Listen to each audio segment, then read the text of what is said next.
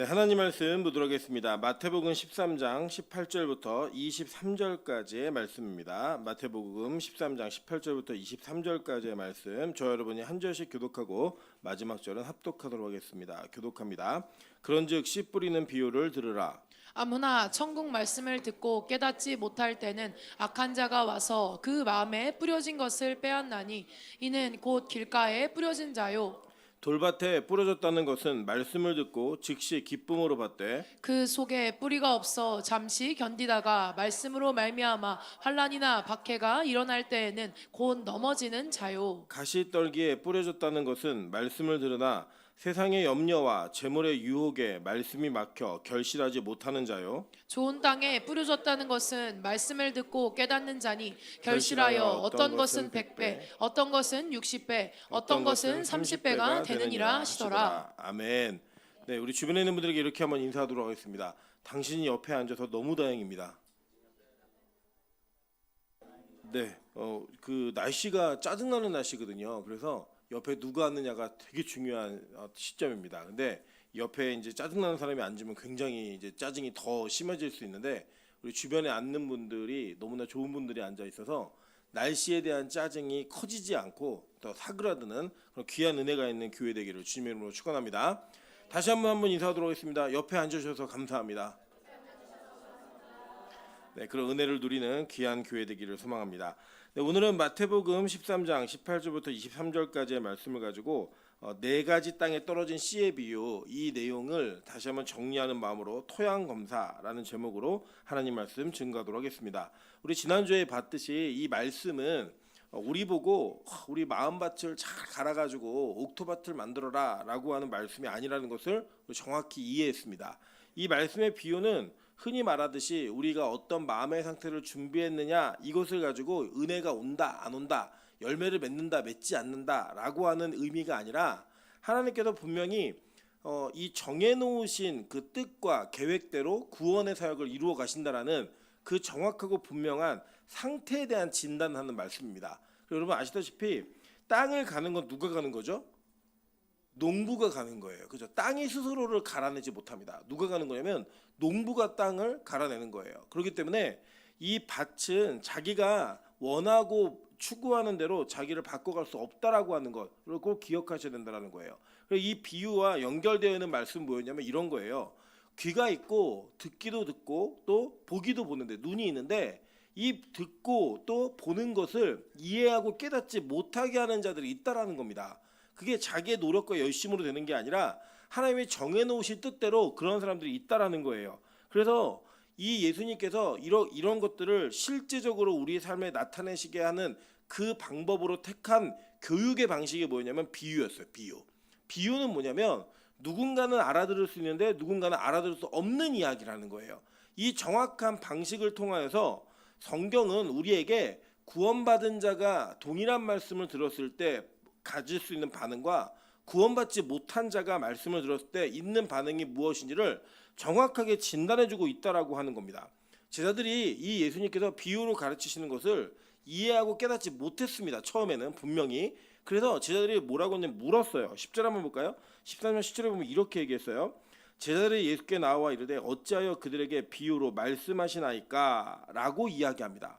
근데 여기 이 질문에 예수님이 뭐라고 대답하시냐면 대답하여 이르시되 천국의 비밀을 아는 것이 너희에게는 허락되었으나 그들에게는 허락되지 아니하였나니 라고 얘기하는 거예요. 그러니까 천국에 대한 비밀을 얘기한다라고 얘기할 때 이 비밀이라는 단어가 이제 영어로는 좀 차이가 있거든요. 이게 뭐냐면 그 원래 헬라어는 무스테리아라는 단어예요. 이 단어가. 근데 이 단어가 무스테리아 그러면 영어랑 뭐랑 좀 비슷하대요?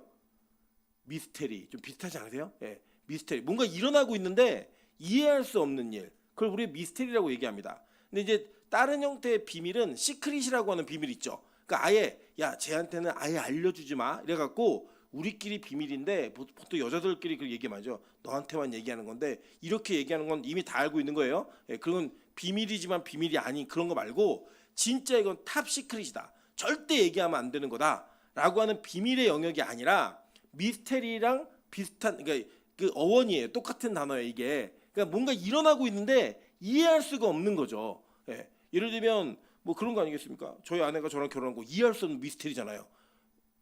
제 입장에선가요? 저희 아내 입장에서 어째 모르겠지만 뭔가 일어나고 있는데 실제 벌어졌는데 이거 이해할 수가 없어. 이런 게 지금 얘기하는 천국의 비밀이라는 거예요. 뭐냐면 이 말씀이 선포되고 있는데 비유로 가르치고 있는데 누군가는 그걸 알아듣고 구원받는 자가 되고 있는 거예요.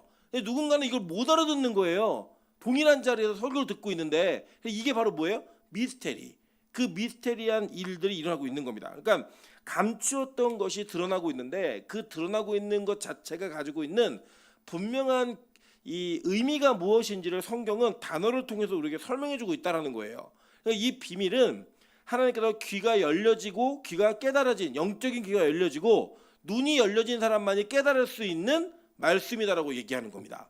그 내용을 우리에게 분명히 말씀하셨다는 거예요. 그러고 나서 이 제자들이 묻잖아요. 왜 비유를 가르치셨어요? 그러면서 말하는 게 뭐냐면 야 이거 분명히 이사야서에 예언된 대로 이사야 8장에 예언된 대로 분명히 눈으로 보고 귀로 듣고 마음으로 깨달아 돌이켜서 고침받을까 봐 내가 막는 사람이 있다는 거예요. 그래서 그 막는 내용을 얘기한 다음에 예수님이 비유를 들으라 라고 얘기하는 겁니다. 자, 이게 여기 성망이 있는 게 뭐냐면 이런 거예요. 자, 그럼 우리가 설교를 들으면 잘 알아들으세요? 못 알아들으세요? 못 알아듣는 내용도 있잖아요. 사실 100%를 다 알아듣는 사람은 거의 없다고 보시면 돼요. 그냥 이 설교하는 사람도 가끔 보면 자기가 모르면서도 얘기하는 사람도 있더라고요. 보면은 몰라요. 모르는데 한 번 못 알아들은 게 야, 한 번 못 알아들었으니까 너에게는 구원이 허락되지 않은 거야라고 얘기했으면 우리 다 지옥 갑니다. 못 알아듣는 설교가 얼마나 많은데요. 근데 너무나 소망은 뭐냐면 예수님이 직접 선택한 제자들도 이 비유에 대한 의미를 잘 몰랐다는 거예요. 무슨 말씀하시는 건지, 왜 예수님이 저렇게 말씀하시지, 이걸 몰랐다는 겁니다. 그래서 예수님께서 이 비유를 설명해 주시는 그 장면이 바로 오늘 여러분이 읽으신 본문의 내용이에요. 18절이 뭐라고 시작해요? 그런즉 씨 뿌리는 비유를 들으라. 비유는 이미 들었어요. 근데 그 비유의 내용이 무엇인지를 설명해 주시겠다라는 거예요. 우리에게 소망이 있다 없다? 있다는 거죠. 예, 우리에게는 지금 처음부터 다 알아듣지 못했지만 계속 듣다 보면 그 말씀의 의미가 이거였구나라고 알아듣는 것들이 있다라는 거예요.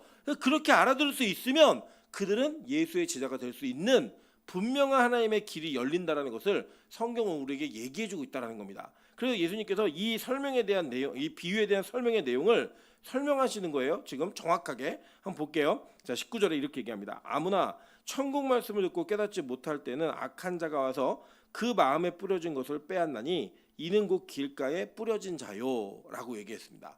자, 그러니까 이게 정확하게 이게 여러분 문화적인 이해를 좀 하셔야 되는 게 뭐냐면 이런 거예요. 우리가 지금 네 가지 땅에 떨어진 비유라고 얘기하니까 땅이 이렇게 뭐 예를 들면 길가 그리고 돌밭 그리고 가시밭 옥토밭 이렇게 나누어져 있는 영역으로 이해하시잖아요. 보통은 맞습니다. 지금 우리가 가지고 있는 지식으로 이해하면 그렇게 이해할 수 있죠. 예를 들면 그 전라도에 사시는 분들 우리 교회 많으시니까 전라도 가시면은 이 전라도는 평야지대가 있잖아요. 그럼 가보면 지금은 이제 관계수로나 농경 정리를 잘 해놔가지고 웬만하면 이렇게 밭이 다 논이나 밭이 이게 규격이 있게 보면은 여기가 밭이구나 논이구나 이렇게 이해할 수 있게 눈에 보여져 있습니다. 그러니까 그렇게 이해하시면 되는데 실제로 이스라엘이 농사짓던 이 시기에는 그렇게 농사법이 막 발달된 시기가 아니었단 말이에요. 그러니까 뭐냐면 한 땅에 어떤 지역엔 돌무더기가 있는 지역도 있고 어떤 데 가시가 난 데도 있고 어떤 때는 땅이 좋은 것도 있고 또 여기에는 막 길이 나 있는 게 아니라 사람이 산길 가보시면 오랫동안 다닌 길에 풀이 나지 않잖아요. 그렇게 돼 있는 길들이 분명히 존재하면서 같은 땅 안에 같은 이 영역 속에서 이게 공존하고 있는 공간이에요. 이게 농부가 씨를 막 뿌리는데 이 씨를 뿌렸던 그 씨앗들이 어떤 씨는 옥토밭에 떨어지고 어떤 씨는 가시밭에 떨어지고 어떤 씨는 돌 위에 떨어지고 어떤 씨는 길가에 떨어지는 이런 일들이 있었다라는 겁니다. 이해되시죠? 무슨 상황인지 이게 지금. 그러니까 여러분 한번 생각해보세요. 어떤 농부가 돌짝밭을 미리 찾아가가지고 야 이게 돌밭에다 하면 내 씨를 뿌려봐야겠다. 이런 사람은 없겠죠, 그죠? 자기의 논에다가 자기의 밭에다가 씨를 뿌리는데 그 농토가 제대로 정리가 잘 안 돼 있어요. 지금처럼. 그래서 그 밭 안에 돌이 모여 있는 데도 있고 가시 엉겅퀴가 막 난 데도 있고 다 그렇게 있는 그런 공유되어진 공존하는 공간 속에서 벌어지는 사건으로 이해하시면 되는 거예요. 자, 그러니까 지금 이 C가 지난주에 제가 설명드렸죠. 뭐라 그랬죠? C가 예수 그리스도, 복음이라고 얘기했죠. 이게 복음이에요. 복음 자체가 예수 그리스도인데 그 예수 그리스도가 뿌려졌을 때에 어떤 자들에게는 다른 반응들이 일어날 수 있고 어떤 이들에게는 예수님이 의도했던 반응이 그대로 일어날 수 있다는 걸 보여주고 있는 거라고요. 그 의도가 어떻게 전달되고 정리되어지고 있는가, 우리는 이 내용을 오늘 살펴볼 텐데, 이 비유에 대한 해석을 예수님께서는 가르치셨을 것 같아요. 몇 번씩. 그래서 마태, 마가, 누가, 즉 말하는 공관복음이 이 내용을 다 다루고 있습니다. 자, 그 내용들을 한번 읽어보도록 하겠습니다. 먼저 마가복음 4장 10절부터 20절이에요. 예수께서 홀로 계실 때 함께한 사람들이 12제자와 더불어 그 비유들에 대하여 물으니 이르시되 하나님 나라의 비밀을 너희에게는 주었으나 외인에게는 모든 것을 비유로 하나니 이는 그들이 보기는 보아도 알지 못하며 듣기는 들어도 깨닫지 못하게 하여 돌이켜 죄사함을 얻지 못하게 하려 함이라. 이렇게 얘기했어요. 자, 그러니까 보세요. 예수님이 홀로 계실 때에 함께한 사람들이 12제자와 더불어 그 비유들에 대하여 물었다라고 얘기합니다. 그러니까 지금 여기 12명만 있는 거예요? 아니면 다른 사람도 있는 거예요? 다른 사람도 있는 거죠. 그죠? 자, 그런데 보시면 예수님이 나중에 이제 요한복음에 보시면 오병이어의 기적을 행하시잖아요. 그러면 오병이어의 기적을 행하신 다음에 다 떠나고 누구만 남았어요? 12명만 남았다고요. 그러니까 지금 이 비유를 아예 처음부터 아예 알아듣지도 못하는 사람이 있었고, 비유에 대한 의미를 묻고 그 대답을 들었음에도 불구하고 예수님 곁에 마지막에 남은 사람 몇 명이에요? 12명이 남았다고요. 그러니까 이 단계적으로 뭔가 필터링이 되고 있는 이 상황을 성경은 보여주고 있는 거예요. 계속 볼게요. 자, 또 이르시되 너희가 이 비유를 알지 못할진대 어떻게 모든 비유를 알겠느냐? 뿌리는 자는 말씀을 뿌리는 것이라라고 얘기했습니다. 자, 그러니까 뭐라고 얘기해? 우리 지난주에 배운 내용인데 이 비유를 못 알아들으면 다른 비유를 알 수 없다는 거예요. 그러니까 이 비유에 대한 개념을 어떻게 갖고 출발하는가를 가지고 그 뒤에 나온 비유들을 다 해석할 수 있다라고 성경 우리에게 가르쳐주고 있는 겁니다. 그러니까 이 네 가지 땅에 뿌려진 비유를 정확히 이해하셔야 예수님의 비유가 무엇을 의미하는지를 알 수 있다라고 하는, 이게 마스터키라고요. 이 비유가. 이 비유가 굉장히 중요해서 마태는 비유에 대한 내용을 얘기할 때 이 비유, 네 가지 땅에 떨어진 비유를 첫 번째로 설명하고 있는 거예요. 자, 이 설명을 할 때 계속 볼게요.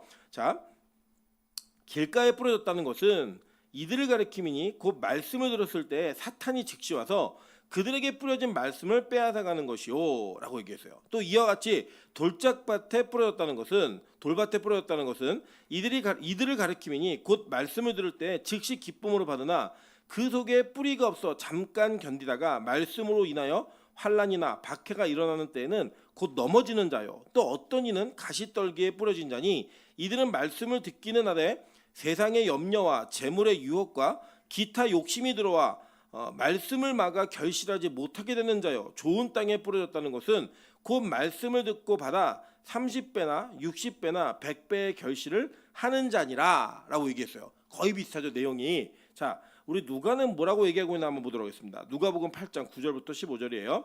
제자들이 이 비유의 뜻을 물으니 이르시되 하나님 나라의 비밀을 아는 것이 너에게는 허락되었으나 다른 사람에게는 비유로 하나니 이는 그들이 보아도 보지 못하고 들어도 깨닫지 못하게 하려 함이라. 이 비유는 이러하니라.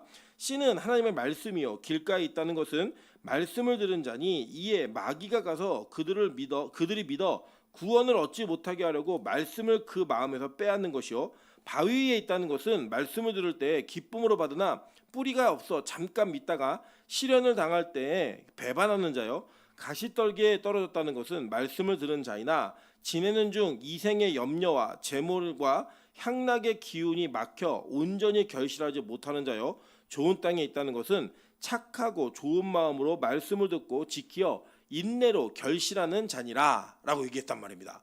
자, 그러니까 이 비유를 종합해 보면 이 비유가 가지고 있는 의미들이 각각 마태, 마가, 누가에게 의해서 우리에게 어떤 점들이 좀 더 강조되어서 다가와야 되는가를 설명하고 있는 것들을 종합해 볼 수가 있는 거겠죠. 자, 그 내용을 가지고 오늘 네 가지 땅에 대한 그 비유에 대한 의미가 무엇이냐 한번 살펴보도록 하겠습니다. 자, 먼저는 천국 말씀을 들었는데 깨닫지 못하는 자에 대한 비유예요. 자, 이게 뭐냐? 길가에 떨어진 자의 비유라는 겁니다. 자, 그 내용이 뭔지를 한번 살펴보도록 할게요. 자, 마태복음 4장 17절에 이 내용이 이래요. 이때부터 예수께서 비로소 전파하여 이르시되 회개하라 천국이 가까이 왔느니라 하시더라라고 얘기합니다.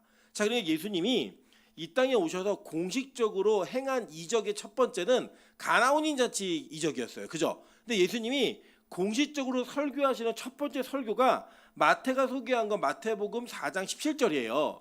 근데 예수님이 뭘 먼저 선포하셨어요?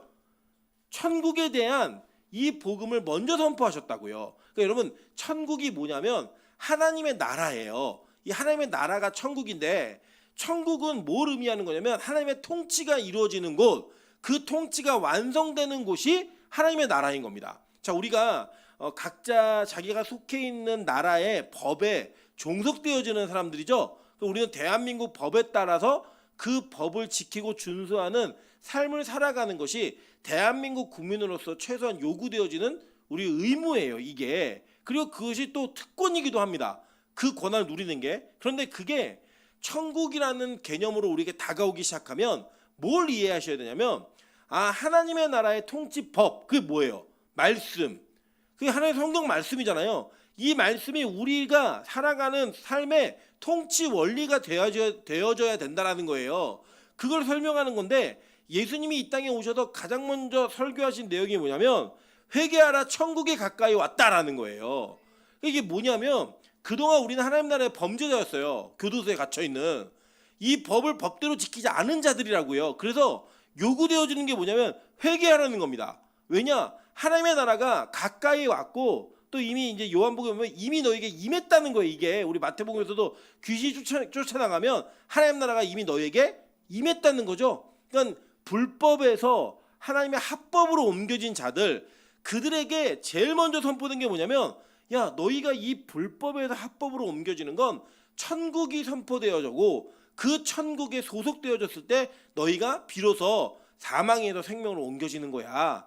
이 내용이었다고요. 그게 예수님의 첫 번째 말씀이었어요. 그러니까 예수님이 이 땅에 오셔서 천국의 복음을 선포하시고 그 뒤에 이루시는 모든 기적과 이적과 가르침, 모든 내용은 종합적으로 뭘 설명하는 내용이겠어요? 천국을 설명하는 내용이라는 거예요.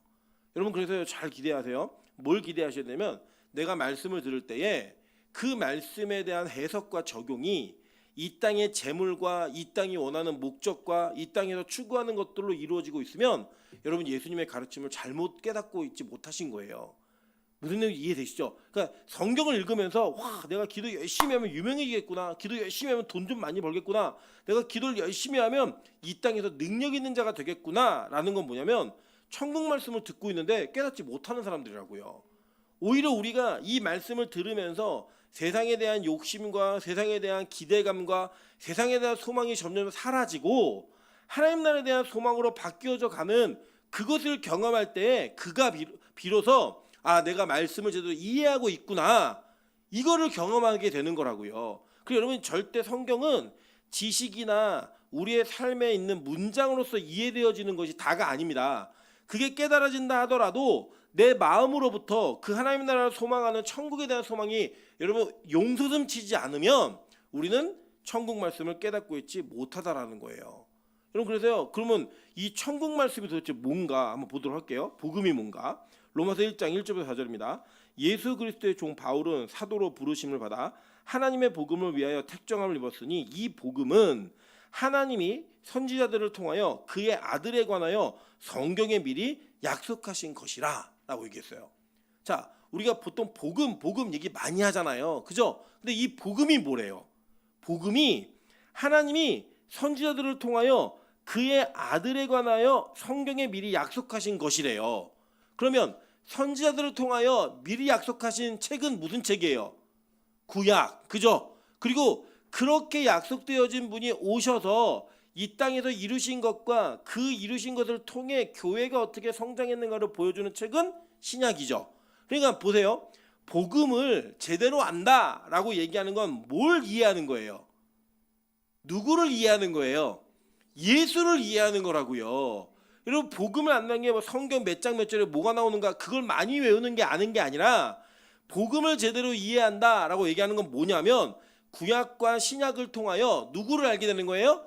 예수를 알게 되는 거라는 거예요. 그러니까 여러분 성경을 읽고 있는데 깨닫고 있는데 여러분이 깨닫고 읽고 있는 게 이 땅의 교훈, 와 내가 좀 착하게 살아봐야겠다, 내가 뭔가 선행을 하며 살아봐야겠다, 내가 뭔가 베풀고 결단하며 열심히 해서 이 세상에서 이루고 있는 뭐 시험들 이런 것들 기준들을 잘 통과하면서 능력 있게 살아봐야겠다라고 결의하는 그 결의는 말씀을 제대로 깨달은 거예요, 못 깨달은 거예요?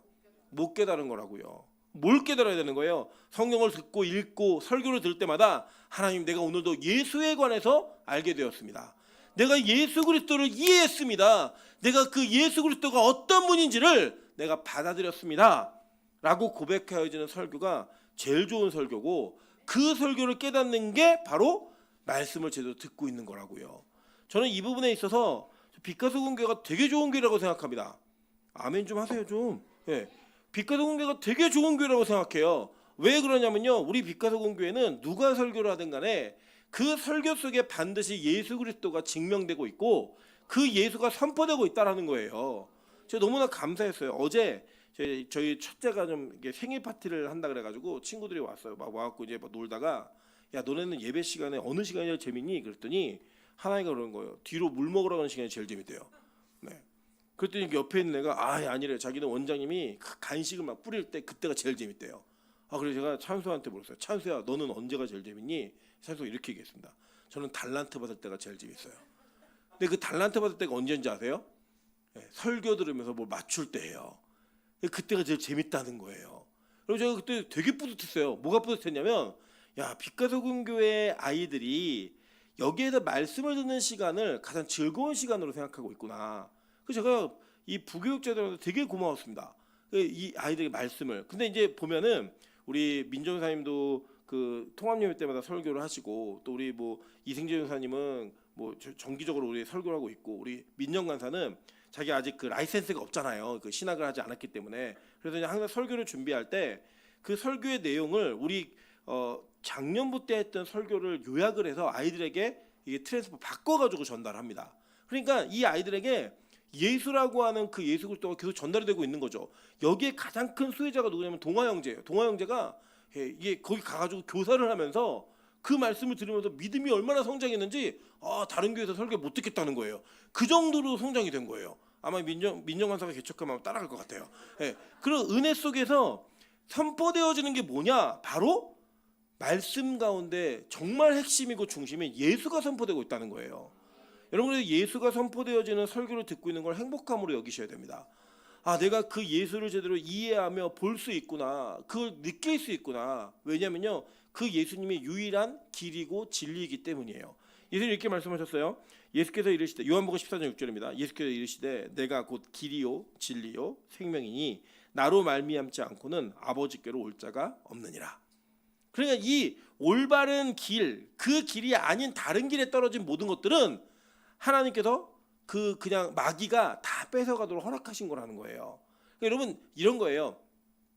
예를 들어서 저랑 같이 뭐 여행을 가시는데 우리가 가는데 광주로 가는 톨게이트를 들어갈 때 광주로 가는 톨게이트를 들어가면서 티켓을 받거나 하이패스를 끊으면 그 길로 쭉 가는 데 있어서 이 하이패스나 그 티켓, 고속도로 그 티켓이 유용한 거잖아요. 꼭 있어야 되는 거잖아요. 근데 만약에 우리가 의정부로 가야 되는데 광주로 가는 길을 탔다. 이게 의미가 있어요, 없어요? 없는 거라고요. 그러니까 올바른 길을 가고 있을 때는요, 예수라고 하는 씨가 우리 안에 떨어지면 그 떨어지는 것이 우리의 생명이 되는 거예요. 근데 내가 다른 길을 가고 있으면 그 예수라는 것은 나에게 은혜가 되는 게 아니라 부담이 된다고요. 나는 예수 믿어서 좀 잘 돼보고 싶었는데 이 길이 여러분의 길이었으면 예수가 전해지면 이 예수가 여러분의 도움이 된다, 안 된다? 안 된다고요, 하나도. 그래서 설교를 들으면서 내가 원하고 있는 욕심과 욕구가 이루어지는 것들이 충족되고 있으면 그 설교는 잘못된 설교예요. 여러분, 그게 은혜가 아니라고요. 우리가 잘못된 길을 가고 있으면 그 올바른 길이 선포되어지고 올바른 그 예수라는 씨가 떨어지면 우리는 그것에 올바른 그 불편함을 느끼며 원래 길로 돌아와야 된다고요. 그게 천국 복음을 깨닫는 거예요. 그러니까 난 듣자마자 깨달았어. 이 사람만 구원받는 게 아니라 우리가 어떻게 처음부터 예수를 믿고 싶어서 교회 다니는 사람이 몇 명이나 있겠어요. 교회 가면은 예쁜 누나 있으니까 오기도 했고, 엄마 아빠가 안 가면 안 된다니까 오기도 했고, 친구가 또 가져가서 오기도 했고, 이래서 오신 거 아니에요. 그렇게 왔는데 우리가 예수라는 씨가 자꾸 우리에 떨어지다 보니까 내가 잘못된 길을 가고 있네, 올바른 길로 가야겠네. 이 길에 대한 전환, 방향 전환이 있을 때는요, 예수라는 씨는 우리에게 은혜라고요. 근데 잘못된 길로 가고 있으면 그 예수라는 씨는 그냥 마귀가 쑥 가져가는 거예요. 이거 얘한테 있으면 혹시라도 변화되면 안 되는데, 다 걷어가는 거예요, 다. 그러니까 여러분이 가고 있는 길에 그 방향성의 올바름은 예수라고 하는 그 씨를 어떻게 받아들이는가로 결정될 수 있다는 거예요. 여러분 그걸 잘 이해하셔야 되는 거예요. 그래서 뭐라고 얘기하냐면요, 마태복음 7장 13절부터 14절에 이렇게 얘기했습니다. 좁은 문으로 들어가라. 멸망으로 인도하는 문은 크고 그 길이 넓어 그리로 들어가는 자가 많고, 생명으로 인도하는 문은 좁고 길이 협착하여 찾는 자가 많대요, 적대요? 적다라고 얘기했다고요. 적다라고. 여러분 그러니까 이게 뭐냐면요, 저는 지금도 저 의문이 뭐냐면, 올바른 예수를 전했는데 진짜 교회가 막 몇만 명씩 모여 들어가고 그분들 전체가 다 구원받는 은혜가 있을까? 저는 개인적으로 절대 그런 일이 없다라고 믿고 있습니다. 뭐 그분들이 뭐 그렇게 우린 다 구원받았어 얘기하면 저는 할 말은 없어요. 그럼 뭐 빛가서공교회는 다 구원받냐? 저 그것도 아니라고 생각해요. 왜냐, 우리가 이 다음 주에 배우시겠지만 분명히 교회 안에는 가라지가 있어요. 그 가라지가 있습니다.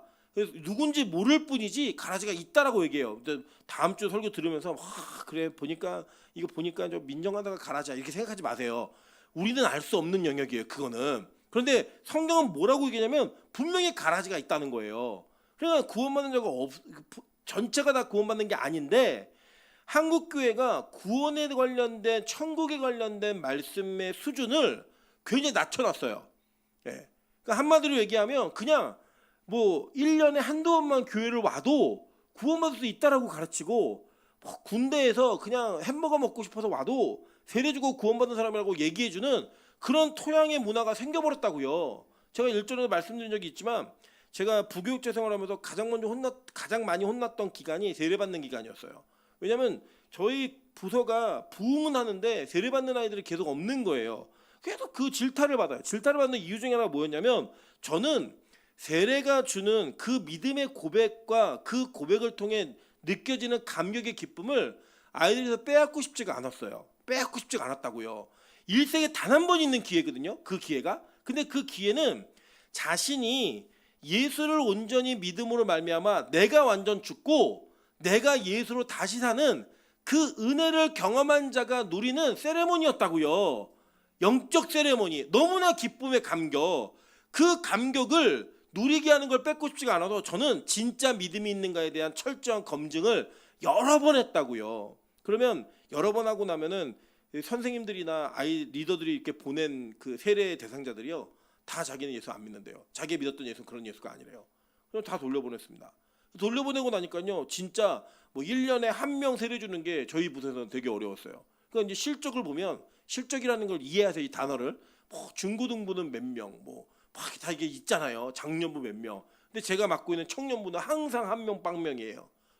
그럼 2년 내내 빵명이었던 적도 있고, 맨날 혼나죠. 혼날 때마다 저는 그래 내가 견디자. 그러나 내가 이거를 혼나지 않기 위해서 세례자를 마음껏 늘릴 수가 없다. 내 마음대로 늘릴 수가 없다. 저 그 확신이 지금도 있어요.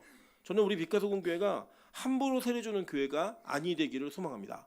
그걸 좀 이해하세요. 왜 우리의 세례를 안 주세요? 아니, 세례 받는 게 중요한 게 아니라 아이가 진짜 믿음이 있는지 없는지가 더 중요한 거 아니겠습니까? 여러분 예를 들면 생각해 보세요. 남편을 사랑하지 않고 아내를 사랑하지 않는데 결혼식부터 덥석해버리는 거예요. 그냥 결혼식부터. 그럼 여러분 그 결혼식에 감격이 있겠어요, 없겠어요? 팔려가는 기분 아니겠어요? 그냥 내가 팔려가는구나. 우리 부모에 의해서 팔려가고 있네. 나는 이 사람 안 사랑하는데 결혼식을 벌써 해버렸네. 이게 의미가 없잖아요. 이게 얼마나 고통이에요, 그게. 저는 그러한 세례는 주고 싶지 않다는 거예요. 근데 이 한국교회가 천국 말씀을 듣고 예수를 깨닫지도 못했는데 세례 막 줘버렸다고요, 그냥. 그런 결과가 뭐냐? 진짜 예수를 믿으면 할 수 없는 행동과 할 수 없는 선택을 마구잡이로 하고 있는 교회와 성도들이 너무나 많아졌고, 세상은 그걸 바라보면서 기독교의 신앙이 정말 저급하다라고 평가해주고 있는 거예요. 저는 우리 이 평가를 바꿀 수 있는 그 출발이 빛가서 공교에 있기를 소망합니다. 그럼 그래서 뭐예요? 진짜 예수를 믿으면요, 좁은 문으로 가야 돼요. 예, 좁은 문으로 가야 돼요. 멸망으로 인도하는 문이 크고 넓대요. 그 예수 편하게 믿는 방법이 있다 없다? 없다고요, 여러분. 성경에 선언을 해버렸어요. 그냥 예수를 편하게 믿는 방법이 있다 없다? 없어요. 요새 힘드시죠? 오늘 막 여기서 명수 집사가 뭐라고 했냐면 자기 오늘 못 일어날 뻔했대요. 혜영 집사도 오늘 오는데 만나는데 자기가 나올 시간에 일어났대요. 저도 너무 힘들더라고요. 지금 너무 힘들어서 제가 이제 그 오늘 광고 시간에 말씀드리겠지만 급하게 필리핀을 가는데 준비를 하나도 못하고 가요. 공항 가서 막 열심히 준비를 해야 돼요. 하는데요, 이게 너무 힘들어요. 왜 이렇게 살아야 되지? 막 이런 생각이 들어요. 근데 예수 믿는 게 이런 거라는 거예요. 예수 믿는 게. 예수 믿으면 편할 줄 알았다? 여러분, 착각입니다. 만만의 천만의 콩떡입니다. 뭐예요? 예수 믿으면요, 불편해요. 우리의 삶이. 왜냐? 그 생명으로 인도하는 문은 좁대요. 길이 협착하대요. 그 길을 여러분 선택하신 거예요. 여러분, 우리 옆 사람에게 인사하겠습니다. 제대로 가고 있긴 가고 있는 것 같습니다. 네, 힘이 드는 것만큼 얘기하시라고요. 나 제대로 가고 있는 것 같습니다. 여러분, 그 제대로 가고 있는 길을 여러분 가고 있는 거예요. 특세가 어제면 끝날 줄 알았더니 연장이 또 돼가지고 막 연장할 때 거기 앞에 있는 사람들 다 기뻐하는 것처럼 보이시죠? 아니에요. 제가 개인적으로 얘기해 보면요, 다 힘들어해요. 근데 그 길을 또 가는 거예요. 또 가는 거예요. 여러분, 그게 바로 예수 믿는 올바른 방법의 길이라고 성경이 얘기하더라는 겁니다. 그래서 볼까요? 이사야 30장 9절부터 11절이에요. 대저 이는 패역한 백성이요 거짓말하는 자식들이요 여호와의 법을 듣기 싫어하는 자식들이라. 그들이 선견자에게 이르기를 선견하지 말라. 선지자들에게 이르기를 우리에게 바른 것을 보이지 말라. 우리에게 부드러운 말을 하라. 거짓된 것을 보이라. 너희는 바른 길을 버리며 첩경에서 돌이키라. 이스라엘의 거룩하신 일을 우리 앞에서 떠나시게 하라 하는도다 라고 얘기하는 거예요. 이게 뭐예요? 타락한 백성들의 요구였다고요. 여러분, 그래서 뭐예요? 요새 교회에서, 특히 대형 교회에서 죄의 설교를 신랄하게 한다? 불가능한 일입니다. 불가능한 일. 제가 설교 시간에 몇 번 말씀드린 것 같은데, 제가 실제 사역했던 교회에서 담임 목사님이 교육자들을 앉혀놓고 이렇게 얘기하셨어요. 야, 일주일 동안 세상에서 너무 힘들게 살고 온 사람들한테 죄 얘기하지 마. 교회 와서까지도 그런 얘기 들어야겠냐? 좀 평안하게 해주고 위로해주고 삶을 좀 윤택하게 만드는 설교를 해라 라는 명령을 들으면서 제가 결단했습니다. 이 교회를 떠날 때가 가까이였구나. 떠났어요, 저는 진짜로. 왜냐하면 담임 목사가 그런 생각 갖고 있는데 교회가 어떻게 올바른 방향을 가지고 가겠어요. 근데 여러분, 그게 누구의 눈치를 보는 거예요? 대중의 눈치를 보면 그렇다고요. 여러분, 저도요, 부드러운 말 할 줄 압니다. 아멘. 박민희 선생님 비우셨어요. 예, 정말 비우셨는데 제가 얼마나 아프고 힘든 분들한테 얼마나 부드러운 사람인데요. 부드러운 말을 할 수 있어요. 그리고요, 성경에요, 여러분, 뭐 부드러운 이야기를 하려고 마음 먹고 본문을 선택하면 왜 그런 부분이 없겠습니까? 있죠. 그런데 왜 자꾸 신랄하게 우리가 가지고 있는 우리의 욕망과 욕심과 더러움의 문제들을, 찌꺼기 같은 문제들을 다 위로 올려서 드러내는 줄 아세요? 그렇게 하지 않으면 우리는 올바른 길을 갈 수 없기 때문이에요. 여러분, 우리가 기본적으로 죄인인데 그 죄인이 불편하지 않은 설교가 어떻게 올바른 설교겠습니까? 저는 그거 진짜 이해할 수 없어요. 여러분, 예를 들어서 우리 병원에 가실 때요, 아파서 가세요? 건강한 데 가세요?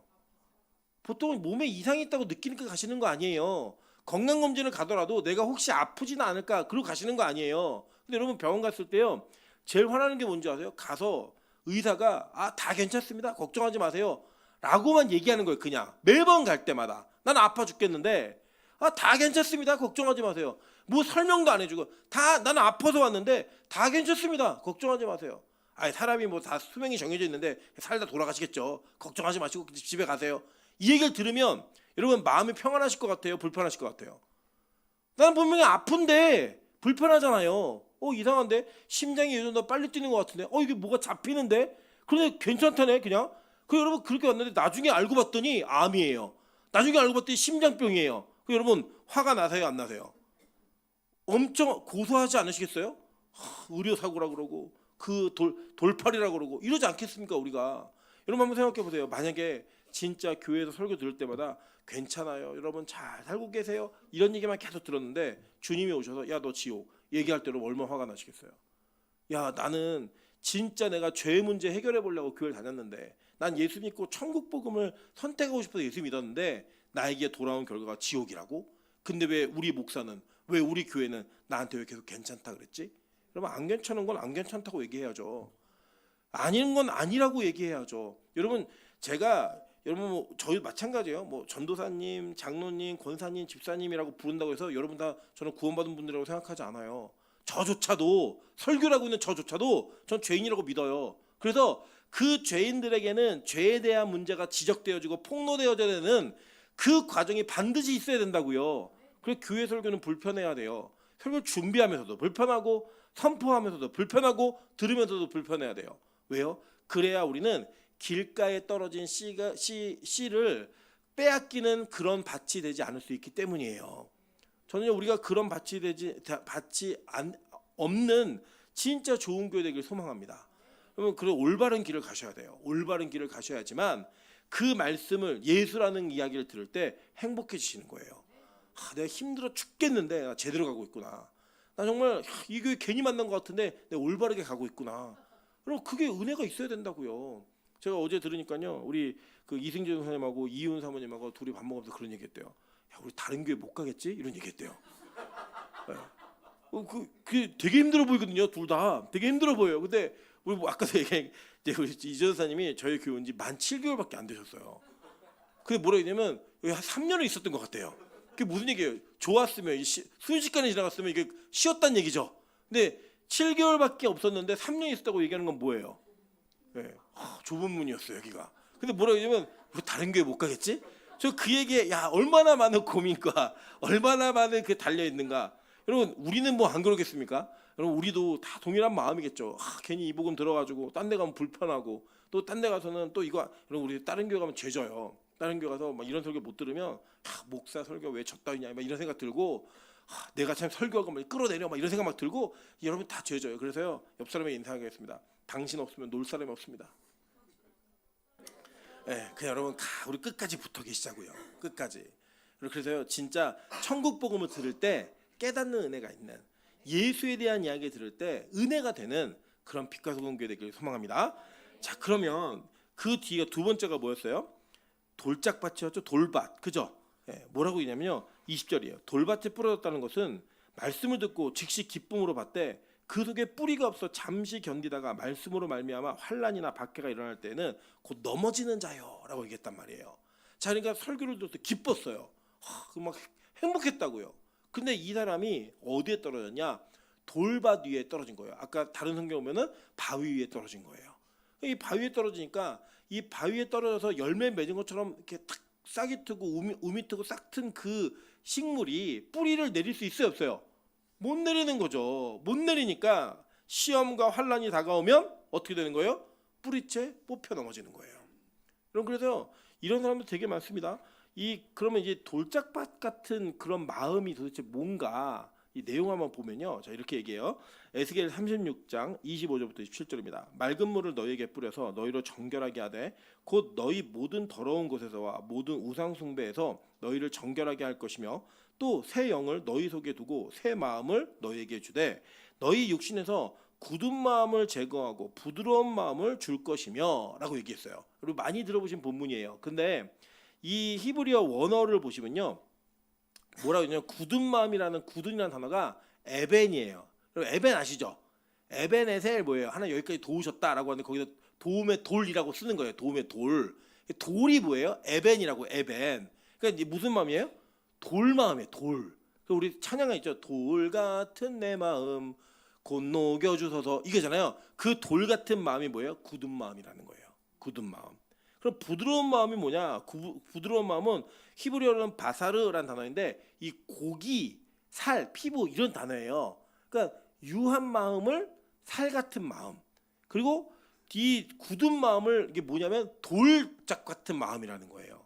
자, 그러니까 이 굳은 마음이 있는 사람들의 특징이 뭐냐면 이 사람들이 하나님께서 율법으로 그리고 또 말씀으로 계속 가르쳐 오셨는데 그 가르친 걸 따라왔어요. 오기는. 근데 따라왔는데 환난과 시험과 어려움이 닥치니까 그 마음으로부터 말씀이 제거되어지는 거예요. 그 뿌리째 뽑혀버리는 거예요. 그게 이 뿌리째 뽑혀지는 과정들을 계속 반복하는 겁니다. 계속. 그러니까 이 사람들에게는 예수라는 그 단어가 예수라고 하는 하나님의 말씀이 복음이 처음에 기뻐요. 은혜가 돼요. 막 눈물 흘리고 막 구원받은 것처럼 보인다고요. 근데 그들에게 시험과 환란이 있을 때 그들은 어떻게 돼요? 넘어지고 쓰러진다는 거예요. 그게 뭐예요? 다시 배교하고 배반하는 자가 된다는 거예요. 여러분 그래서 진짜 그런 사람들이 있었어요. 한번 볼까요? 요한복음 6장 66절부터 71절입니다. 그때부터 그의 제자 중에서 많은 사람이 떠나가고 다시 그와 함께 다니지 아니하더라. 예수께서 12제자에게 이르시되 너희도 가려느냐? 시몬 베드로가 대답하되 주여 영생의 말씀이 주께 있사오니 우리가 누구에게로 가오리이까? 우리가 주는 하나님의 거룩하신 자이신 줄 믿고 알았사옵나이다. 예수께서 대답하시되 내가 너희 12를 택하지 아니하였느냐? 그러나 너희 중에 한 사람은 마귀니라 하시니 이 말씀은 가롯 시몬의 아들 유다를 가리키심이라. 그는 12 중에 하나로 예수를 팔 자러라 라고 얘기했어요. 자 보세요. 뭐가 아주 재밌냐면 이 돌짝 같은 마음, 돌밭이 어떤 밭이었냐면 믿음이 뿌리내지 못하고 뽑히는 내용이었잖아요. 예수가. 그런데 오늘 이 요한복음 6장이 뭐냐면 아까 얘기했던 오병이의 기적이에요. 오병이의 기적에서 떡을 먹은 자들이 이렇게 모여가지고 어마어마한 무리가 예수 쫓아다녔어요. 쫓아다녔는데 쫓아다녔던 그들 중에 예수님께서 야 너희가 떡 먹고 나 쫓아왔잖아. 근데 너희가 진짜 먹어야 될 건 내 살이야. 내 피부야. 그러니까 내 살 떡을 먹어야 나를 먹어야지 살아. 아까 무슨 마음이에요? 이게 부드러운 마음이잖아요. 나를 먹어야 산다라고 얘기했더니 다른 사람들이 뭐라고 했냐면 이 말씀 너무 어려운데 이렇게 얘기했다고요. 근데 그 어렵다라는 헬라어 단어가 너무 하나도 못 알아듣겠어 이게 아니라 이거 지키기가 너무 어려운데 이런 거였다고요. 예를 들어서 제가 지금 막 헬라어 히브리어로 막 말을 하면 여기 대부분 사람들 못 알아듣시겠죠. 그럼 뭐라고 나 못 알아듣겠어 이렇게 얘기하실 거예요. 근데 제가 예를 들어서 여러분 저한테 5억만 좀 빌려주세요. 그럼 여러분 이게 알아듣긴 알아들었는데 어려우세요? 쉬우세요? 어렵죠. 그 어려움이라고요 이게. 그러니까 알아들었어요. 예수님이 뭘 말하고자 하는지 알아들었다고요. 알아들었는데 이 말씀 너무 어려운데 내가 이걸 따라가려면 포기해야 되는 게 너무 많은데 나는 먹고 배부르고 마시고 정말 고기 먹고 떡 먹고 이거가 너무 좋아 나는. 그걸 기대한 자들이 예수님이 생명의 말씀 나를 먹어야 돼 예수를 전하니까 다 떠난 거예요. 그때 누가 남냐면 베드로가 남아요. 시몬 베드로가. 근데 이 시몬 베드로가 보세요. 이름의 뜻이 뭐예요? 반석이라고. 돌이에요. 에벤이라고. 에벤인데 거기에 예수가 떨어졌어요. 근데 이 떨어졌던 베드로가 뭘 하는지 한번 보세요. 베드로가 나중에 예수님 십자가에 달려 돌아가시는 그 사형 집행이 이루어지는 그 시점에 예수님 그 대제사장의 시종 여종 하나가 뭐라고 얘기해죠? 너 예수랑 같이 다녔지? 뭐라고 얘기해요? 나 그런 적 없는데. 부인했죠. 맹세했죠. 저주했죠. 시험과 환란이 오니까 그대로 그가 숯불이 뽑힌 거예요. 그죠? 근데 여러분 잘 보세요. 예수님이 그래서 다시 베드로를 찾아오셔가지고 베드로를 뭐라고 부르신지 아세요? 베드로라고 부르지 않고 뭐라고 불러요? 요한의 아들 시몬아. 그 시몬이 이 구약으로 하면 시몬이에요. 시몬아라고 옛날 이름을 부르세요. 다시 그를 바꿔주시는 거라고요. 그러고 난 다음에 그가 베드로가 되었을 때 이 반석이 다시 예수 위에 세워진 믿음의 집이 된다고요. 그리고 이게 뭐냐면 역설적인 건데 이 돌이 나쁜 거로만 인식하시지 마시고요. 이게 이중적인 의미가 있는 거예요. 이 돌이 예수라는 그 존재 자체라고요. 그래서 예수의 얘기를 듣는데 그 예수가 거치는 돌이 되고 반석이 되는 사람이 있다는 거예요. 어떤 이들에게는. 그게 뭐예요? 보시면 본문에 있는데 자 보세요. 자 11번 한번 볼게요. 11번 12번이 똑같아요. 원래 20번까지 있는 건데 로마서 9장 32절부터 33절입니다. 어찌 그러느냐 이는 그들이 믿음을 의지하지 않고 행위를 의지함이라. 부딪힐 돌에 부딪혔느니라. 기록된 바 보라 내가 걸림돌과 거치는 바위를 시온에 두노니 그를 믿는 자는 부끄러움 당하지 아니하니라 함과 같으니라 라고 얘기했어요. 자 그러니까 이 예수라는 복음은 어떤 이들에게는 걸림돌이 되고 거치는 바위가 된다는 거예요. 이해되시죠? 무슨 말인지. 그리고 그거를 누가 보여줬냐? 베드로가 한번 보여준 거예요. 첫 번째로. 근데 그 베드로에게 소망이 있었어요? 없었어요? 있었잖아요. 처음에는 돌밭 같은 자였는데 그 환난을 만나니까 나 예수님 모르는데 떠났다고요. 그런데 그에게 다시 찾아오셔서 그 베드로를 어떻게 바꿔주신 거예요? 부드러운 마음으로 바꿔주신 거라고요. 그러니까 여러분 이게 뭐냐면 우리에게 되게 소망이라고요. 아, 난 지금 맨날 나는 말씀 들어도 금방 잊어버리고, 나는 말씀 들어도 금방 믿음이 흔들려서 또 넘어지고 막 그래. 그렇다고 나는 구원 못 받았나 보다, 교회 때려쳐야겠다, 이러지 마시라고요. 누구도 그랬다? 베드로도 그랬다. 근데 베드로를 하나님 어떻게 하셨어요? 바꾸셨잖아요. 이 키포인트가 뭐냐면요, 이거예요. 이 네 밭의 비유는 이 밭을 가는 사람이 누구라는 거예요. 농부 하나님이라는 거예요. 하나님이 그분이 갈아주셔서 바꿔주시는 자에게 열매 맺는 일이 일어난다고요. 그러니까 우리가 그걸 기대하는 마음으로 가야지, 하나님 내 열심으로 뭘 바꿔보겠습니다, 그게 아니라 하나님 내가 이런 놈인데, 나 이런 사람인데 나를 좀 이렇게 바꿔주십시오. 내 마음을 좋은 밭으로, 옥토로 좀 바꿔주세요.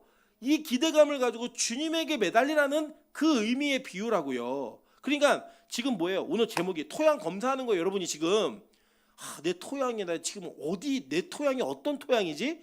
그걸 보시고 내가 아직 가시밭인데, 나는 아직 돌짝밭인데, 나는 아직 길가에 떨어져 있는데, 그걸 바꾸시는 은혜가 하나님께 간절히 매달리는 은혜가 돼야 된다라는 거예요.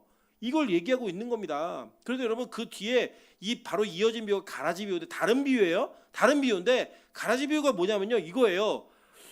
이게 주인님, 우리 밭에 가라지가 뿌려졌어요. 뽑아버릴까요? 그래서 뭐라고 하냐면, 뽑지 마. 그거 뽑다가 진짜가 다칠 수가 있어 라고 얘기를 하는 거예요.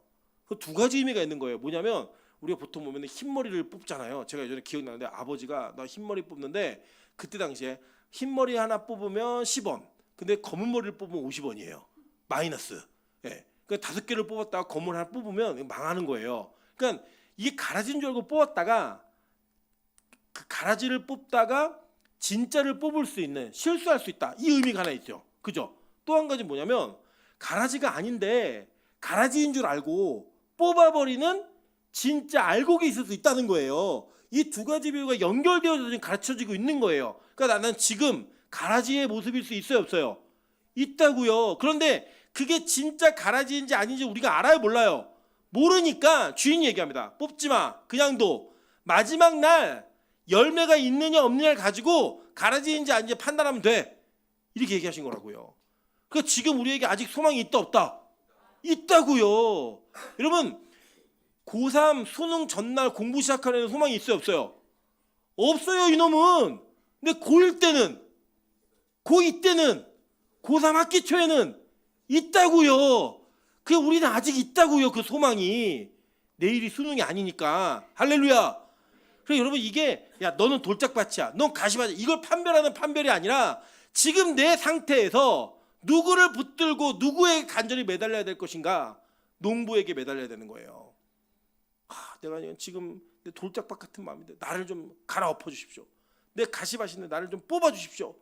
내가 지금 길가에 떨어졌는데 나를 좀 주워다가 다시 올바른 길에 갈 수 있는 사람으로 나를 바꿔 주십시오. 이걸 기도해야 된다고요.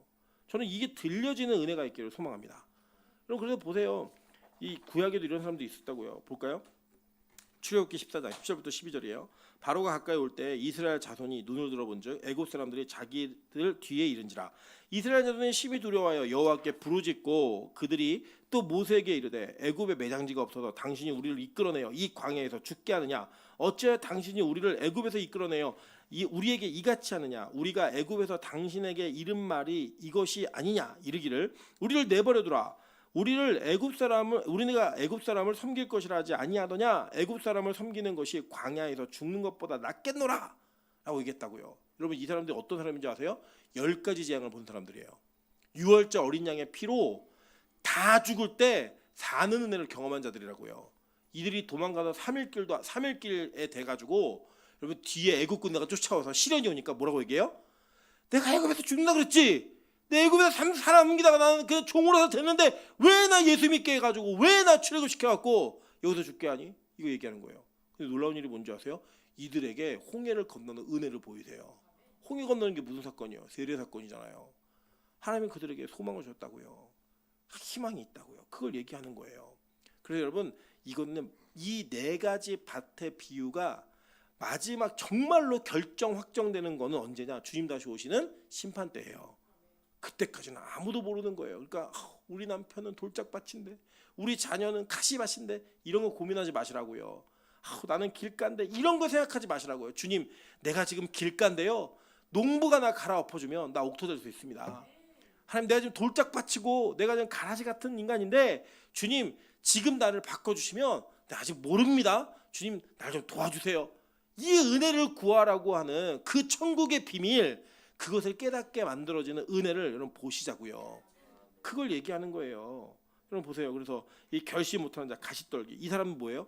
이 땅의 재물과 이 유혹에 염려, 재물 유혹에 막혀서 결실하지 못하는 자예요. 그러니까 여러분 세상 염려가요 너무 되시면 안 되는 거예요. 저희 아내랑 저희 찬수가 항상 이제 저희 아들이 학교에서 숙제를 갖고 오면요, 둘이 비슷한 기질이에요. 근데 어떤 기질이냐면, 일단 숙제가 있는 걸 보면 자기는 못하겠다는 생각을 해요. 이거 어떻게 해? 이거 너무 많아서 못할 것 같아. 뭐 울어요 막. 근데요, 붙들어 놓고 해봐, 할 수 있어. 다 해요. 예, 다 할 수 있어요. 그걸 경험으로 계속 훈련시켜주고 있어요. 저희 아내도 일이 많으면요 맨날 전화해서요, 나 이거 안 하고 싶어, 이거 엎어버리고 싶어, 맨날 그래요. 제가 아니야, 할 수 있어, 해봐. 여지껏 다 했어요, 다. 이렇게 우리 뭐냐면, 우리가 쓸데없는 연유가 너무 많다는 거예요. 쓸데없는 걱정이 너무 많은 사람도 있거든요. 이 너무 걱정이 많으면요 열매를 못 맺어요. 왜 못 맺냐면, 여러분 가끔씩 저희 민영아서도 비슷한 기질인데, 자기는 어떤 상황이 벌어지면 항상 최악을 제일 먼저 생각한대요. 최악이 되면 어떡하지? 여러분 최악을 생각하면 아무것도 못해요. 그냥 운전하면 사고가 날 것 같은 거예요. 최악, 교통사고 나 죽으면 어떡하지? 면허도 안 땄는데 아직. 예, 그런 걸 먼저 고민하는 거예요. 그러니까 여러분 뭐예요? 하나님이 우리에게 뭘 원하시면 어떡하지? 이 걱정이 먼저 되잖아요. 절대 열매를 못 맺어요. 제가 경험 말씀드리면, 제가 신대원 다닐 때인데, 신대원 다닐 때 제가 그래도 좋은 교회가 있어가지고, 그 교회가 등록금 전액을 다 해줬어요. 그때 당시에. 지금은 뭐 그게 워낙 보편화된 일인데, 그때는 아주 특이한 교회들만 그렇게 해줬거든요. 그래서 다 받았는데, 그 등록금을 딱 받았는데요, 뭐라고 하나님이 마음에 감동을 주시냐면, 그걸 다 헌금하라는 거예요. 여러분 이거는 저희 아내나 민정간사나 찬수기지로만 한다 못한다? 못해요. 이거 하면 어떡하지? 근데 돈이 없는데, 그때 뭐 통장에 돈이 있는데 요건 헌금하고 요걸 내야겠다, 이게 아니라 그냥 저희 통장은 평생을 스쳐가요. 돈이 다 찍혔다가 없어지고, 찍혔다가 없어지고, 얼마나 많은 돈이 그런지 저는 없어요. 돈이 맨날 없는데 그거 갖다 헌금을 하는 거예요. 와, 제가 그 하나님의 음성이 기도할 때마다 계속 저의 마음에 들리는 거예요. 처음에는 하나님 마귀의 음성입니다, 이러면 안 됩니다, 막 거절하고 막 못 듣는 척하고 막 기도 안 하고 막 그랬는데요, 너무 불편한 거예요. 그래서 제가 그 전액을 다 갖다 헌금했어요. 헌금을 딱 하는 순간, 와, 어떡하지? 이게 아니라 어떻게 되겠지? 다 헌금한 거예요. 제가 어떤 은혜를 받았냐면, 이제 뭐 지금은 이제 오픈해 뭐 될 것 같아요. 그때 당시에 그 교회에서 성경 공부하시는 권사님이 기도를 하는데, 하나님이 저의 장학금을 대주면서 공부를 계속 시켜주겠다는 거예요. 시켜주라고 하셨다는 거예요. 그래서 그분이 제가 THM 마칠 때까지 등록금 반액을 대주셨고요. 그리고 나머지 반액은 저희 교회 담임 목사님이, 너 공부해? 왜 공부합니다 할 때, 그럼 교회에서 반액 해줄게. 그래서 반액을 해줘가지고 제가 공부를 마치는 그 모든 과정에 제 돈 딱 5만 원 냈어요. 5만 원. 모자른 돈 5만 원. 전 그게 걱정이 됐으면 그 헌금했다 못했다? 못했어요. 하나님이 저한테 주실 게 있으니까 요구하신 거라고요. 여러분들 가시떨기 막 거기에 떨어지시는 어떤 사람들이냐면요, 예수는 떨어져서 은혜도 되고 기쁨도 돼요. 막 잘하는 것 같은데, 그 가시떨기가 너무 걱정이 돼가지고 열매를 못 맺는 거예요. 열매를. 여러분 그래서 막 불안하실 때 있죠. 내가 이렇게 헌신하면 나 어떡하지? 내가 이렇게 헌신해갖고 나 시집갈 수 있을까? 뭐 나 이렇게 헌신해가지고 뭐가 될까? 집은 살 수 있을까? 어떻게 될까? 뭐 이런 걱정들이 있는 분들 걱정하지 마시라고요. 그 걱정하면은 열매 맺는다 못 맺는다? 못 맺어요. 여러분, 여러분에게 있는 재물도요 요구될 때가 있어요, 하나님께서. 그리고 여러분 잘 보세요. 이 땅에서요 하나님이 주신 은사가 있거든요. 어떤 은사가 있냐면, 어떤 사람은 그냥 손대는 것마다 잘 되는 사람이 있고요, 어떤 사람은 손대는 것마다 안 되는 사람이 있어요. 제가 말씀드렸잖아요. 우리 이생전 선생님하고 저하고 둘이 그 인터넷 선을 만들자 그래서 똑같이 만들었거든요. 그 같은 자리에서 제 거는 꽂았는데 인터넷이 안 돼요. 예, 근데 이승전선에 꽂으니까 돼요. 예, 손이 이게 있는 거죠. 이게 손재주가. 저는 똥손이에요. 잘 못 만들어요, 뭐를. 그리고 막 붙이는 것도 뭔가 이게 손재주가 다 잘 붙이더라고요. 붙이는데 이런 재주가 있는 사람은 그 재주 갖고 뭘 해야 돼요? 하나님께서 섬기고자 하는 거 섬기게 하시는 거예요, 그냥. 그럼 여러분에게 물질의 은사를 주셨다. 그럼 뭐 해야 돼요? 물질의 은사로 섬겨야 된다고요. 그걸 가지고 나는 봉사로 때워야지. 안 돼요. 기도의 은사가 있다. 그럼 뭐 해야 돼요? 기도하셔야 돼요. 난 찬양으로 때워야지. 안 된다고요. 하나님 주신 은사를 가지고 자기에게 맡겨진 걸 갖고 열심히 섬기는 걸 해야 돼요. 근데 그걸 하려고 하면 우리 안에 반드시 찾아오는 걱정이 있어요. 내가 가지고 있는 재능과 은사를 이렇게 쏟아부으면 나에게 뭐가 남지? 나는 이거 될까? 그 뒤에 오는 열매가 뭘까? 걱정이 되면요 아무것도 못하는 자도 있다고요. 우리 빛가소금교회에게 원하는 거 이거예요. 그냥 뒤를 생각하지 마세요. 뒤는 누가 책임진다? 하나님 책임진다. 예. 뒤는 하나님 책임지실 거예요. 저 그걸 믿어요. 믿는다고요. 제가 기도하고 있는 게 있어요. 뭘 기도하냐면 하나님 우리 교회에 노후를 생각하지 않고 물질에 헌신하는 분들을 노후를 책임질 수 있는 교회가 되게 도와주십시오. 기도하고 있습니다. 무슨 이해되시죠? 예. 저는 교회가 정말 그 어떤 일정한 기준과 하나님께 통과받은 그 확실한 증표가 있는 분들은 노후를 책임질 수 있는 교회가 되어야 된다고 믿어요. 그리고 저희 교회 돈 많이 생겼으면 좋겠어요, 진짜. 그래서 정말 이분은 진짜 자기 노후 생각 안 하고 헌금했다. 이게 공동체에서 같이 동의가 되면 그분 돌아가실 때도 교회가 책임지는 거예요, 그냥. 그런 교회였으면 얼마나 좋아요. 복음이 이루어지고 성취되는. 저는 그런 것들을 기대하고 있어요. 그래서 여러분 절대 뒤를 생각하지 마세요. 뒤돌아보면요 얼마나 우리 걱정할 게 많은데요. 뒤돌아보면 얼마나 생각하고 염려되고 못할 이유가 얼마나 많은데요. 그래서 제가 보면요 하나님이 원하시는 헌신을 하고 싶지 않으면 사람들이 자꾸 상담을 해요. 이유는 뭐다? 같이 걱정하는 사람들이니까 못하는 거예요. 근데 저한테 안 와요. 왜냐?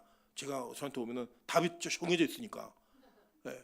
그러면 이거를요 기대하세요.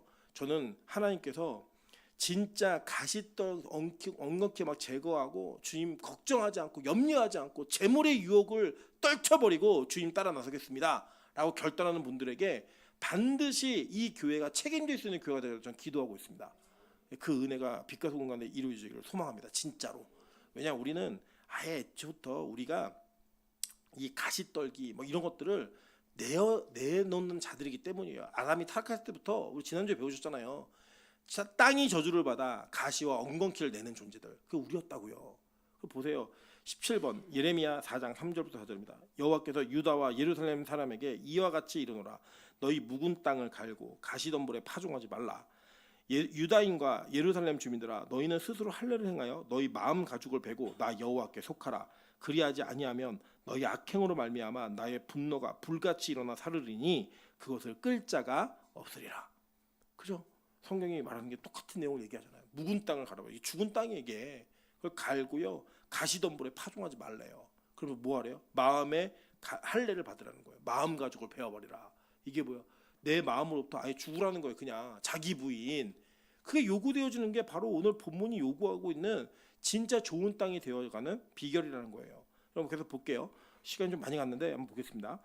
좋은 땅은 그럼 뭐냐 도대체? 자, 신명기 8장 7절부터 10절이에요. 내 하나님 여호와께서 너를 아름다운 땅에 이르게 하시나니 그것은 골짜기든지 산지든지 시내와 분천과 샘이 흐르고 밀과 보리의 소산지요 포도와 무화과와 석류와 감람나무와 꿀의 소산지라. 내가 먹을 것에 모자람이 없고 내게 아무 부족함이 없는 땅이며 그 땅의 돌은 철이요 산에서는 동을 캘 것이라. 내가 먹어서 배부르고 내 하나님 여호와께서 옥토를 내게 주셨으므로 말미암아 그를 찬송하리라. 자 보세요. 천국에 대한 상징이 가나안 땅이었잖아요. 근데 이 가나안 땅에 대한 상징의 이미지를 이 신명기에서 모세가 이스라엘 백성들 들어가기 입성하기 바로 준비하고 있는 자들에게 이 말씀을 선포했다고요. 너희가 들어갈 땅이 어떤 땅인 줄 알아? 너희가 들어갈 땅은 옥토야. 막 뭐 심는 대로 다가두고 막 이런 일이 벌어질 거야. 걱정하지 마. 이거를 이미 구약에서 얘기해 주었어요. 자 그러면 이 옥토에서는 어떤 일이 벌어지면 이런 거예요. 자 씨가 떨어지면 씨가 썩죠. 예, 그 썩음으로 말미암아 이 발화가 되고 거기서부터 피어나는 줄기가 나오고 잎사귀가 나오고 꽃이 달리고 열매가 맺어지는 그 과정이 있는 거 아니에요. 그죠? 이건 반드시 썩어짐의 출발이라고요. 그래서 여러분 예수님께서 이렇게 얘기하셨죠. 예수님 뭐라고 얘기하셨냐면 한 알의 미랄이 땅에 떨어져 썩어지지 않으면 열매를 맺을 수 없다라고 얘기했어요. 그리고 누가 제일 먼저 썩어주셨어요? 예수님이 제일 먼저 썩어주셨다고요. 그것으로 열매가 맺어졌어요, 안 맺어졌어요? 맺어졌어요. 저와 여러분이 그 열매라고요. 그래서 그 열매를 우리로 하여금 심게 하시는 그 옥토밭에 떨어져 썩게 하고 열매 맺게 하시는 그 과정을 성경 여러 곳에서 우리가 예수 그리스도를 따라 어떤 자가 되어지는가를 설명하는 구도로 쓰고 있어요. 한번 볼까요? 자, 고린도전서 15장 35절부터 38절이에요. 이거는 뭘 얘기하냐면 몸의 부활에 관련된 이야기예요. 누가 묻기를 죽은 자들이 어떻게 다시 살아나며 어떠한 몸으로 다시 오느냐 하리니 어리석은 자여 내가 뿌리는 씨가 죽지 아니하며 살아나지 않으면 살아나지 못하겠고 또 내가 뿌리는 것은 장래의 형체를 뿌리는 것이 아니요 다만 밀이나 다른 것의 알맹이뿐이로되 하나님이 그 뜻대로 그에게 형체를 주시되 각 종자에게 그 형체를 주시느니라. 이게 뭐예요? 야, 네가 뿌려져서 썩어지고 죽으면 다시 살아나. 이 얘기 아니에요? 그죠? 그게 뭐가 이거 비유로 설명된 거예요? 부활이, 우리의 부활이. 그러니까 지금 우리의 육신을 아끼지 말고 주님 앞에 던지라는 거예요. 우리 육신이 썩어지면 우리가 반드시 그거로 인해 어떤 일이 벌어진다는 거예요? 다시 영광스러운 형태로 부활되어지는 몸을 가지고 부활하는 존재가 된다는 거예요. 성경이 이걸 갖고 설명하고 있는 거예요. 그래서 우리는 그 예수의 죽어짐을 따라 사는 자들인 거예요. 볼까요? 고린도후서 4장 10절부터 11절입니다. 우리가 항상 예수의 죽음을 몸에 짊어짐은 예수의 생명이 또한 우리 몸에 나타나게 하려 함이라. 진짜 옥토는 뭐예요? 내가 예수라는 씨가 떨어져서 내 안에서 죽어져서 나를 살린 것처럼 그 예수의 죽음을 몸에 짊어지고 사는 사람들인 거예요. 예수의 죽을 준비를 하고 사는 사람들, 예수라는 그 가치를 위해 그 어떤 것도 포기할 수 있는 준비가 되어 있는 자들이 누구예요? 옥토라고요. 그걸 가지고 살라는 거예요. 이게는 뭐냐? 자기 부인이 되고 내가 죽지 않으면 안 되는 일이에요. 그거를 하기 위한 걸음들을 걸어가는 게 바로 신앙생활이고 이거를 소망하는 게 우리가 신앙생활하는 과정인 거고 우리가 옥토인 걸 확인하는 은혜인 겁니다. 여러분 잘 안 되시죠? 이거를 한 걸음 한 걸음 해나가시자는 거예요. 그럼 그 걸음 속에 하나님이 우리를 도우셔서 돌박 같고 가시밭 같은 우리들을 다 갈아엎으셔서 진짜 옥토를 만드신다는 거예요. 사실 제가 이제 너무 설교 시간 전하기 부끄러운 내용인데 원래 이번 주간에 그 필리핀에 그 선교를 가는 게 이제 예정이 되어 있었어요. 근데 제가 여름이 너무 덥고 힘드니까 이거를 잊어버리고 있었어요. 사실은 잊어버리고 있다가 선교사님이 오시는 거 맞냐고 전화가 이제 오시니까 제가 마치 준비하고 있었던 것처럼 얘기를 했습니다. 오늘 선교사님 들으시면 안 되는데 얘기를 했어요. 근데 제 마음 가운데 너무 갈등이 큰 거예요. 너무 가기가 싫은 거예요. 너무 더우니까 너무 힘들고 지치고 어려운 거죠. 그런데다가 막 주변에서도 가지 말라는 사람들이 몇 명 있고 많으니까 너무 은혜가 되는 거예요. 그래 가지 말까 안 가는 게 주님 뜻인가 막 은혜가 되는데 제가 그래서 어떻게든 좀 줄여야겠다 사역을. 그리고 원래는 월요일 날 갈까 막 고민하다가 아니야 주일 날 가자. 그래서 내가 할 일을 해야지. 내가 할 일을 꼭 해야지. 그래야 내가 뭔가 되지 않겠어. 이게 자기 부인이죠. 전 더운 나라 가는 게 정말 너무 힘들거든요. 힘든데 이 더움을 싫어하는 나를 부인해야지만 하나님께서 원하시는 사명을 감당할 수가 있는 거예요. 여러분 저는 그게 우리가 신앙생활하는 거에 별 다르지 않은 모습이라고 생각합니다. 우리 빛가소금교회 교인들이 빛가소금교회 오는 걸 너무 힘들어하신다고 좀 믿어요. 얼마나 힘드시겠어요. 근데 그거를 내가 힘든 것들을 부인하고 주님 앞에 나오는 그 과정을 통하여 우리가 예수의 죽으심을 몸에 지니고 사는 사람이 되는 거예요. 여러분 정말 막 화가 나고 힘든데 남을 섬기고 남을 위해 희생하는 게 너무 힘들죠. 근데 그 힘든 것들을 나를 죽이고 그걸 내 몸에 이루어내는 게 그게 바로 자기 부인으로서 옥토가 되어지는 과정이라고요. 빌립보서 3장 10절부터 12절입니다. 내가 그리스도와 그 부활의 권능과 그 고난의 참여함을 알고자 하여 그의 죽으심을 본받아 어떻게 해서든지 죽은 자 가운데서 부활에 이르려 하노니 내가 이미 얻었다 함도 아니요 온전히 이루었다 함도 아니라 오직 내가 그리스도 예수께 잡힌 바 된 그것을 잡으려고 달려가노라. 예수에게 통치받는 그 인생을 향해 달려가는 거예요. 근데 그게 뭐예요? 부활의 권능과 고난의 참여함을 알고자 하여 그의 죽으심을 본받아. 와 어렵죠, 그죠? 이게 예수에게 붙잡힘 받지 않으면 안 되는 거예요. 이 네 가지 밭의 비유 그리고 여러분이 오늘 하신 토양 검사에 어디 하나 걸려 있어요. 여러분이 걸려 있는데 아이고 나는 돌짝밭인 것보다 끝났네 이게 아니라 오늘 어떻게 하시라는 거예요? 나를 하나님 갈아엎어 주십시오. 내가 지금 물질에 난 너무 집착하는 인간이니까 하나님 나는 어떻게 할 수가 없습니다. 하나님 내 가지밭에 다 가지를 뽑아서 옥토 만들어 주십시오. 그래야 내가 살겠습니다. 기도하는 거라고요. 하나님 나는 맨날 넘어집니다. 시험과 조금만 어려움이 있으면 교회 안 나오고 뭐 하나님 말씀 듣기 싫고 그런 존재입니다. 예배 거절하고. 그런데 하나님 나를 좀 이 돌을 막 그냥 갈아엎어지고 뽀개 주셔가지고 박살내 주셔가지고 좀 옥토가 될 수 있게 도와주십시오. 하나님 내가 다른 길을 가고 있어서 그 길가에 떨어진 모든 예수라는 씨가 나에게 부담이고 힘듭니다.